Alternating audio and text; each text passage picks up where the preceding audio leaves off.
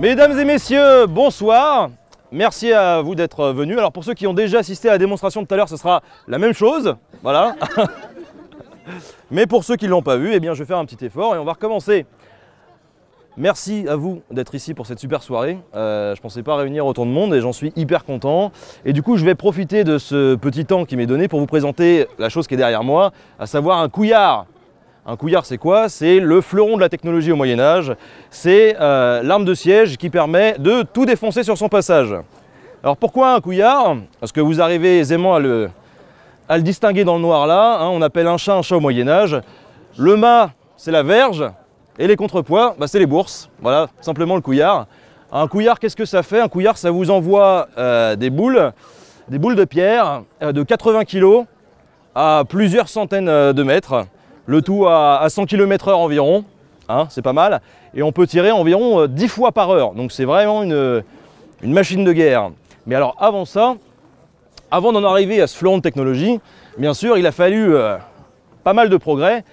Et à l'époque, on a surtout commencé par ce qu'on voit, enfin ce qu'on voit ou pas, parce que là il fait un peu noir quand même, au pied des murailles là-bas, qui s'appelle une bricole. Donc vous irez la voir après, parce que là on voit que dalle. et alors la bricole, c'était une arme défensive qu'on mettait en général sur les remparts et qui servait à arroser les petits copains qui venaient attaquer avec plusieurs cailloux ou des gros cailloux. La différence avec le couillard, c'est que la bricole, on se servait de la force physique des gens pour tirer des cailloux. Donc on avait soit une dizaine de gaillards, soit une dizaine de femmes nobles qui étaient formées à l'art de la guerre, qui arrivaient derrière, qui tiraient sur une corde pour balancer la caillasse. Ça pouvait balancer du 50 kg à 100 mètres environ, ce qui était déjà pas mal, hein. C'est un petit peu moins bien que le couillard. Il n'empêche qu'il y a certaines personnes qui se sont prises sur le palot et on a dû les enterrer comme ça, avec le caillou incrusté dans leurs épaules parce qu'on n'arrivait pas à le retirer. Ce qui était quand même ballot. Et avec ces bricoles, on pouvait tirer jusqu'à 40 fois par heure. Ce qui est quand même 4 fois plus que le couillard. La bricole, ça a évolué après. On a rajouté un contrepoids et c'est devenu un trébuchet qui est juste derrière, qu'on ne voit pas beaucoup non plus. Ce trébuchet là, c'est un trébuchet vraiment miniature, vraiment rikiki, vraiment ridicule. Désolé les mecs, hein. C'est vrai.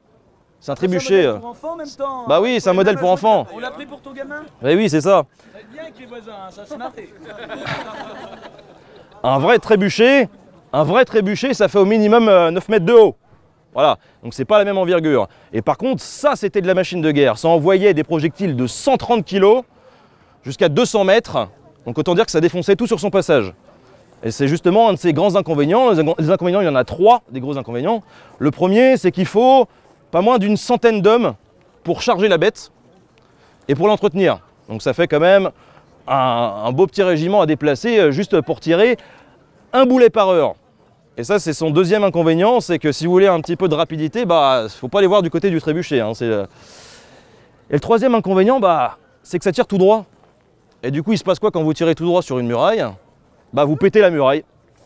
Vous pétez la muraille et en général, quand on va à l'assaut d'un château, eh bien, on a envie de le garder un peu complet parce qu'on a envie, pourquoi pas, d'habiter dedans, de le prendre comme place forte, de se manger un beau sanglier en plein milieu de la salle à manger et on n'a pas envie de le défoncer. Voilà. Avec le trébuchet, ça n'est malheureusement pas possible. Du coup, on a rajouté un deuxième contrepoids et c'est devenu le fameux couillard qui est juste derrière moi. Et alors, ce couillard, lui, il tire en cloche. Et donc on ne défonce pas les murailles, mais on va attaquer les petits bonhommes qui sont sur les murailles. Et du coup, on conserve le bâtiment en tuant la piétaille qu'il y a dedans. Alors qu'est-ce qu'on balançait là-dedans? On balançait pas des cailloux rudimentaires, on balançait des rochers comme ceux-ci là qui sont derrière, qu'on usinait en fait, qu'on taillait en rond, comme des boules. Pour la simple et bonne raison que quand on les envoyait à l'intérieur du château, ça pouvait faire des jolis ricochets sur les murs du bâtiment et sur les personnes qui étaient dedans. À part ça, bon, c'est bien beau d'avoir des rochers à balancer sur la gueule de nos ennemis. Mais ce qui est aussi intéressant, c'est de pouvoir balancer ce qu'il y a à portée de main. Et sur les champs de bataille, c'était des corps. Des corps, il y en avait en nombre. Et donc on pouvait s'amuser à les balancer depuis le couillard jusqu'à la forteresse ennemie. Éventuellement, on pouvait peut-être même se préparer une petite soupe. Hein. On les foutait dans un tonneau avec un petit peu d'eau, on les laissait au soleil. Puis on balançait tout ça à l'intérieur, histoire de mettre l'ambiance. Je fais comme ça avec ma belle-mère. Bah oui. éventuellement, de temps en temps, et d'ailleurs peut-être avec ta belle-mère, il y en a qui causaient un petit peu trop des prisonniers qu'on faisait. Alors on se disait, bon bah tiens, de temps en temps, un mec vivant, Ça fait pas de mal. ça fait pas de mal. Donc autant vous dire que les mecs qui étaient à l'intérieur de la forteresse, quand ils voyaient leurs copains, Robert, Gégé, Dédé, ce que vous voulez, arriver vers eux à 100 km/h et se transformer en pizza en moins d'une seconde, bah, ça mettait vachement de baume au cœur. Et je peux vous dire qu'ils se remettaient un petit peu en question et qu'ils se disaient merde, est-ce que je serais pas mieux d'être avec les mecs qui étaient en bas quoi.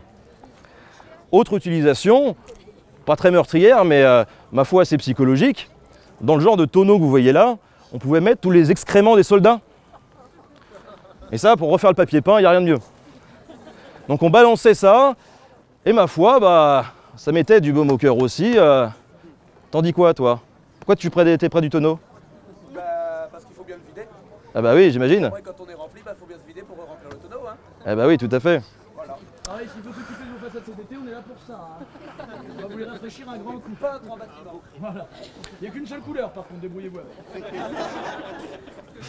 Quoi qu'il en soit, avec ce genre de tonneau, avec les cadavres qu'on balançait, autant vous dire que si on arrivait à choper les réserves d'eau qui étaient à l'intérieur, c'était jackpot, puisque là, on avait forcément les gens qui défendaient, qui avaient plus très envie de consommer la flotte qui était à l'intérieur.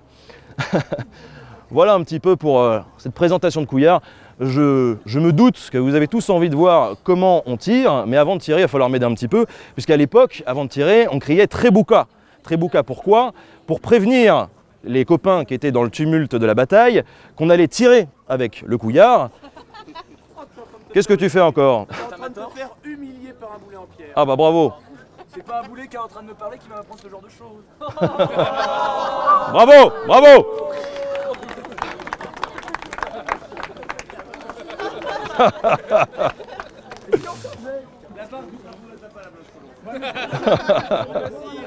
Ouais, c'est un sacré duo. Hein. Et donc Trébuka, pourquoi? Parce que une fois lancé, on va avoir les cordes qui vont fouetter l'air. Et si les cordes touchent un homme, elles peuvent le couper en deux, lui arracher un bras, voire la tête. Tout simplement.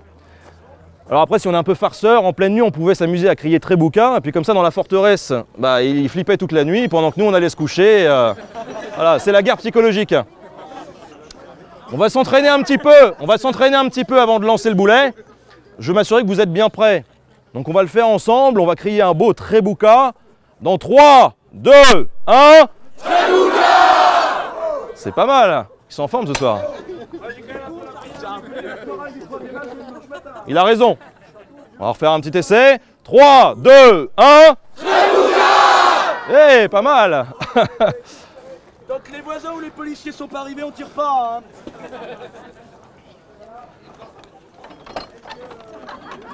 Qu'est-ce qu'il a dit, l'autre? Voilà. Autant vous dire que quand le Couillard lance son projectile, faut pas non plus être en dessous les bourses, parce que ça fait mal au dos. Toi, tu vas aller dans le Couillard, toi. Allez, mes chers amis, on va y aller. À la 1, à la 2, à la 3.